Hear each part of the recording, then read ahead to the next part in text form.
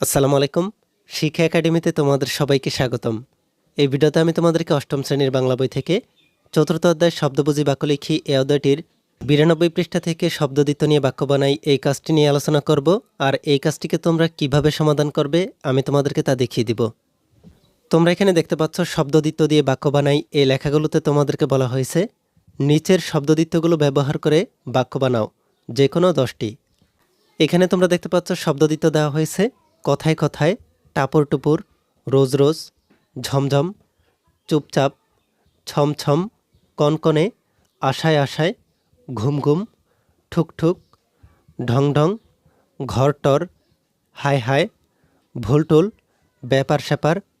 এই শব্দদ্বিত্বগুলোকে ব্যবহার করে তোমাদেরকে বাক্য বানাতে হবে।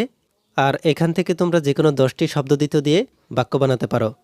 আমি তোমাদেরকে একটি নমুনা উত্তরের মাধ্যমে দেখিয়ে দিচ্ছি তোমরা কিভাবে শব্দদ্বিত্বগুলো ব্যবহার করে বাক্য বানাতে পারো। চলো তাহলে আমরা নমুনা উত্তরটিকে দেখে নিই। তার আগে তোমরা যারা এখনও আমাদের চ্যানেলটিকে সাবস্ক্রাইব করোনি তারা এখনই আমাদের চ্যানেলটিকে সাবস্ক্রাইব করে রাখো। আর যারা সাবস্ক্রাইব করেছো তাদেরকে অসংখ্য ধন্যবাদ। নমুনা উত্তরটিতে শব্দদ্বিত্বগুলো ব্যবহার করে বাক্যগুলো হচ্ছে কথায় কথায় রেগে যাওয়া ভালো না, রাতে বৃষ্টি টাপর টুপুর শব্দে ঘুম আসছিল না, রোজ রোজ একই কাজ করতে ভালো লাগে না, কিছুক্ষণের মধ্যে ঝমঝম করে বৃষ্টি শুরু হলো, চুপচাপ বসে থাকলে কাজ হবে না, ভয়ে আমার গা ছমছম করছে, উত্তরের হিমেল বাতাসে অনুভূত হচ্ছে কনকনে শীত, আশায় আশায় দিন কেটে যায়, আজকে সারাদিন ক্লান্তি আর ঘুম ঘুম ভাব, হায় হায় আমার কি হলো। তাহলে তোমরা এখানে দেখতে পাচ্ছ শব্দদ্বিত্বগুলো ব্যবহার করে কিভাবে বাক্য বানাতে হয়। তোমরা আমার দেওয়া নমুনাটিকে ভালোভাবে দেখে তোমাদের নিজেদের মতো করে শব্দদ্বিত্বগুলোকে ব্যবহার করে আরও অন্যান্যভাবে তোমরা নিজেরা বাক্য বানাবে।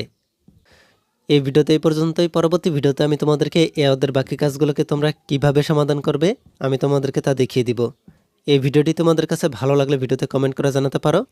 আর পরবর্তী সকল ভিডিওগুলো পাওয়ার জন্য আমাদের এই চ্যানেলটিকে এখনই সাবস্ক্রাইব করে রাখো।